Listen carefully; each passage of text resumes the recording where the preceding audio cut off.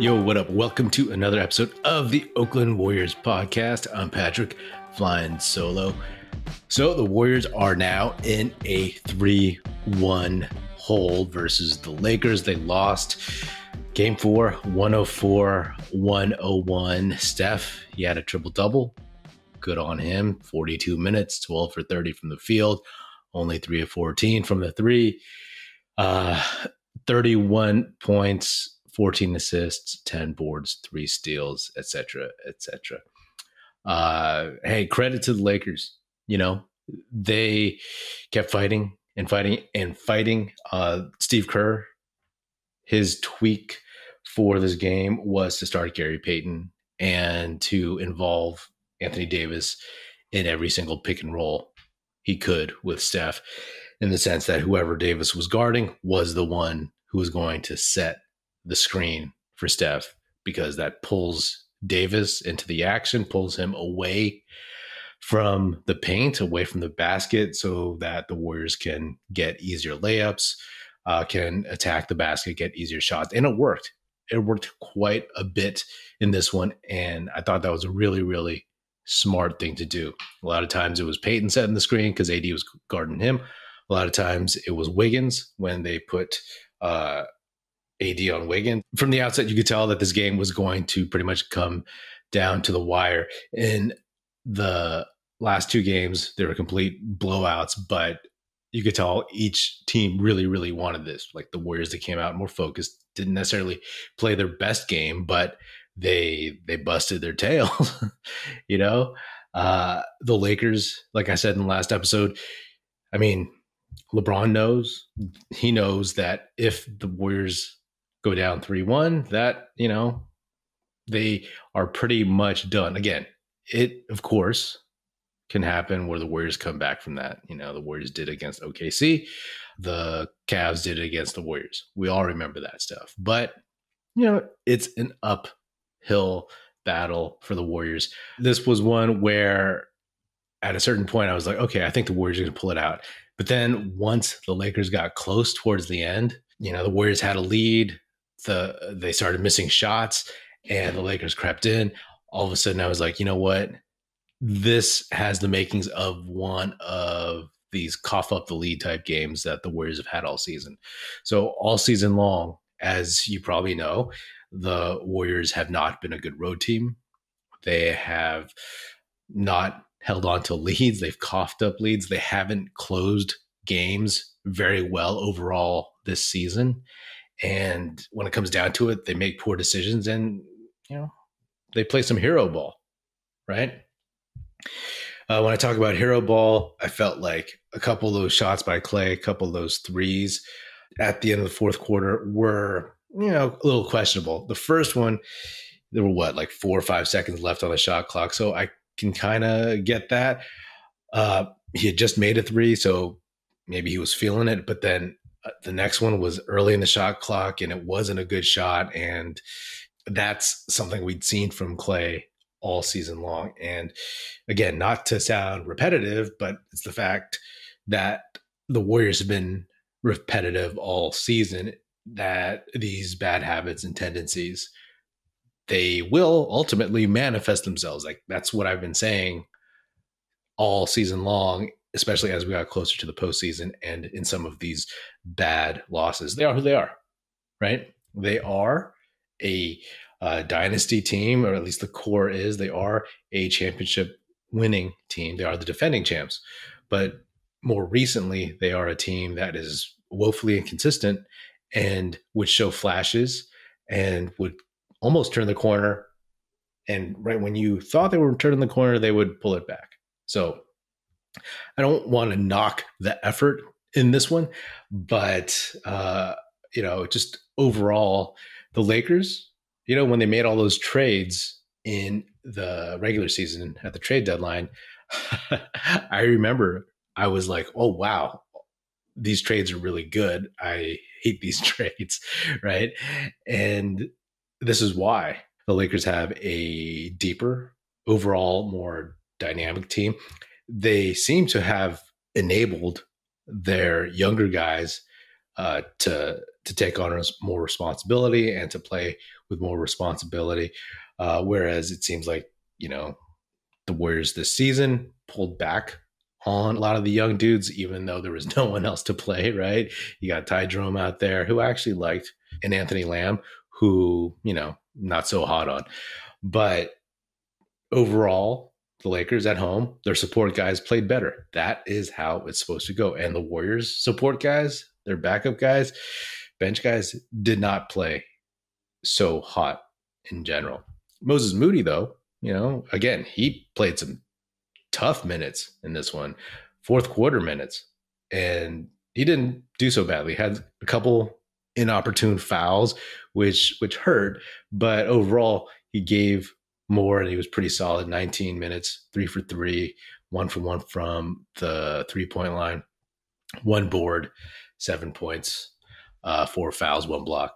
So there was that. But then, I kind of joked before this series that it would be really, really a really bad look if Jordan Poole got outplayed by Austin Reaves.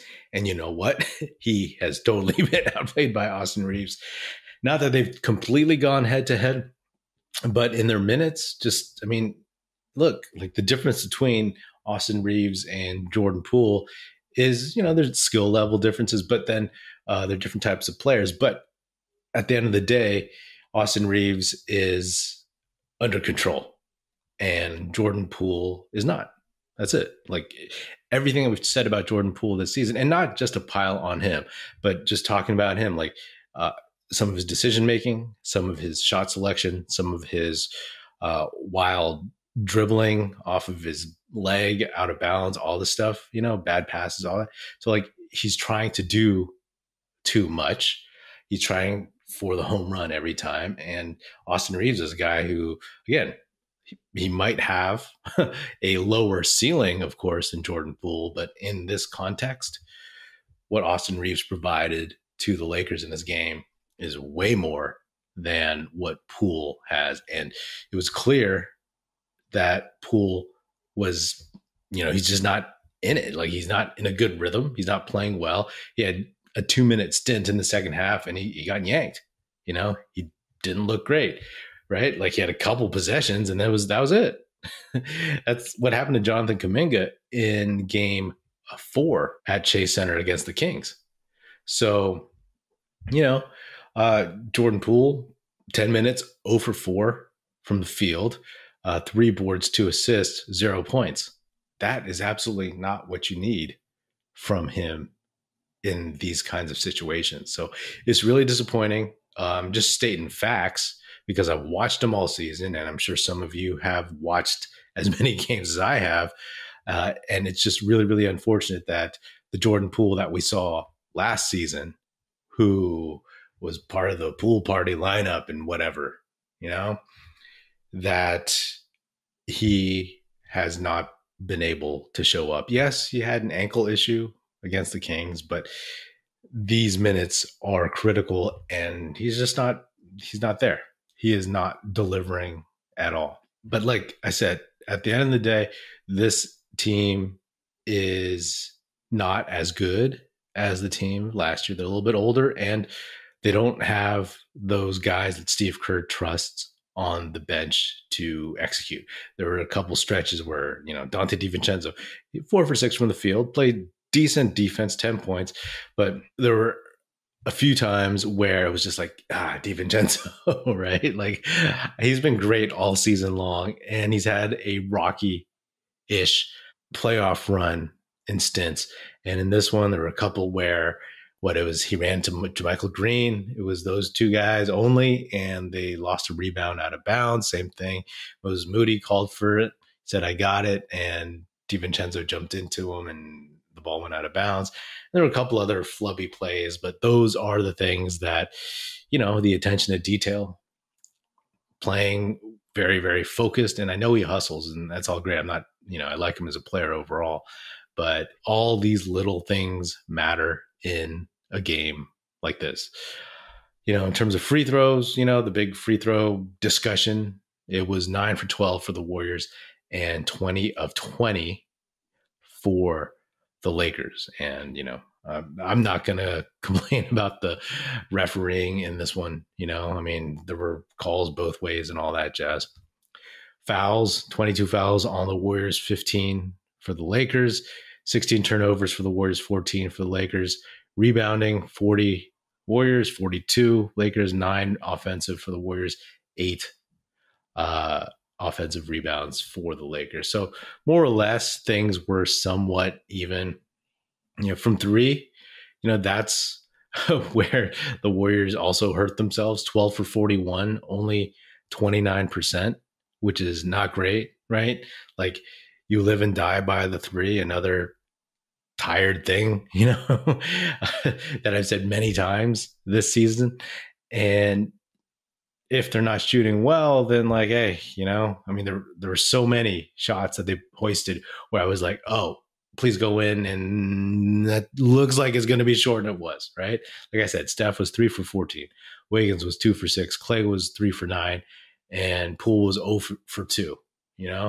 Those are their best 3-point shooters, right? On average. DiVincenzo, like I said, was 2 for 4. So JaMychal Green over 2, right? So that is going to bite you on the butt if you live and die by that. And, so it goes. The Lakers didn't shoot well from three either. They shot 24%, but they only shot 25 times, 6 for 25. It's a game of those details and paying attention to all of them, especially when you just lose by only 3 points. At the end of the third quarter, the Warriors had a 7-point lead, which isn't gargantuan by any stretch of the imagination. But if there's a switch to flip, or if there is a time to close, that is it. In past years, is like, I feel like this team would get that. But what we've seen from this season, very dubious.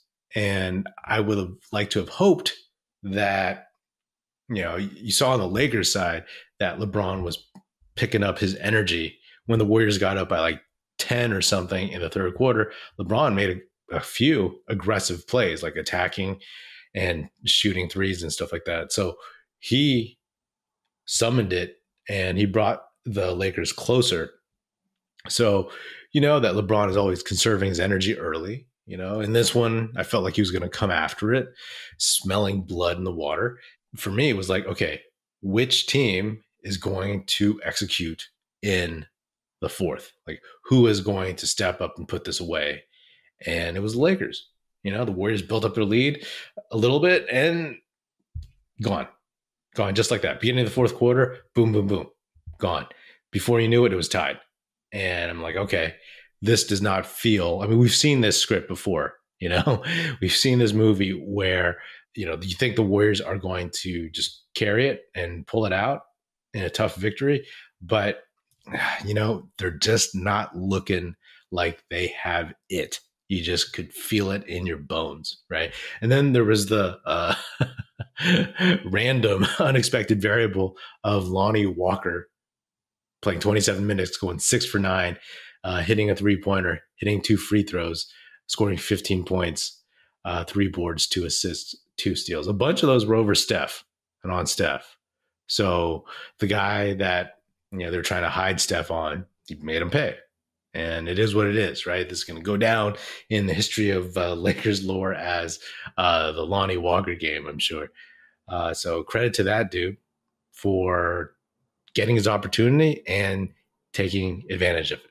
He covered for D'Angelo Russell, who after burning the Warriors in game 3, Russell, who had to deal with Gary Payton II in the starting lineup, played 31 minutes, was 0 for 4 from 3 and 1 for 10 overall, 4 points. So like, he was negated, but other guys picked it up. And that is the thing that the Warriors don't have right now. We thought that they would, we thought that they could.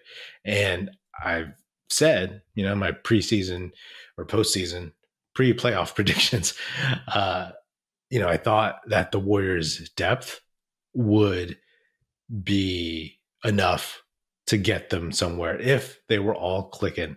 And as the playoffs have gone, that bench has gotten shorter and shorter and shorter. Specifically, you've lost Kuminga. Right now, you've lost Poole. DiVincenzo's had his ups and downs. Gary Payton's been sick, and he's also not been as dynamic as he was in the playoffs last year. Maybe he's just not fully recovered. Maybe he's a little bit older. Maybe whatever. But in this one, Payton in the starting lineup, 23 minutes, 7 for 9 from the field, hit a three-pointer, 1 out of 2, 15 points, 3 boards, 2 assists. And I mean, I loved what I saw from him because for a guy who's 6'2" and his athleticism, I mean, he has great touch around the basket for layups, right? Like if he can't get up there and dunk it, just putting it off the glass, he's been very, very good with that. But in general, the Warriors, their depth has left them. And Steph, he tried to put this one on his back. He got a triple-double, right? A triple-double in a game where no one else scored 20 points even. Andrew Wiggins had 17. Clay had 9. Gary Payton II had 15. So, Steph did what he could. There were a couple of his final shots. They weren't the best shots. You give those to Steph because he's earned the right to take those shots. But those hoists, you could tell when they left his hand that they were going to be off. There was one, it was clear. It was really, really short and it hit just right off the front of the rim. And then the final jump ball where Steph got it, he, smartly, I expected this too, right? That it was Moses Moody covering LeBron James. And to me, I just assumed that Anthony Davis was going to smack it out towards LeBron James and just let him fight for it or put it over his head and run. And Steph thought that too. Steph got in front of that tip from Anthony Davis and caught the ball. LeBron landed on Steph's foot and Steph fell down and threw the ball over his head and it kind of meekly dribbled out of bounds. It just fell out of bounds. And, it's kind of a whimper, unfortunately. But hey, I don't fault Steph for that. I'm assuming, I actually don't have the count right now, but I'm assuming they had no timeouts because I don't think I don't think he would have done that if they did have timeouts. But hey, he threw it he was hoping somebody would be around the 3-point line because they needed 3, right? So that's not necessarily a bad desperation play with less than 2 seconds left and no timeouts. You had to do something and it is what it is, right? He was hoping maybe Wiggins was there. I think Wiggins was below the arc, so he couldn't catch up to the pass. But it's a shame. It's a shame. That being said, 3-1. Here we are. And is it over? Percentages say yes. This Warriors team, it's tough to say. It's tough to say because, as we've talked about, they've been good, they've been bad, they've been good, they've been bad. Tonight, they gave a decent effort, but it just wasn't there. It just wasn't that full team effort, putting it all together like they needed to just to steal this one. It wasn't there. And if they go home, can they get it? Sure, right? This is following the exact rhythms of the Lakers-Memphis series, right? The Memphis Grizzlies had a home court advantage. Going into Game 5, the Lakers were up 3-1. Memphis, last gasps, won in Memphis. And then the Lakers blew them out in LA in Game 6. So the Warriors, they got to take it literally. It's a saying, right? It's a cliche, but you literally have to take it one game at a time. You do have potentially 2 home games, 1 game at a time. That's it. You can't do anything else. Go home, win. Come back to LA, try to win, and then take it back home and try to win.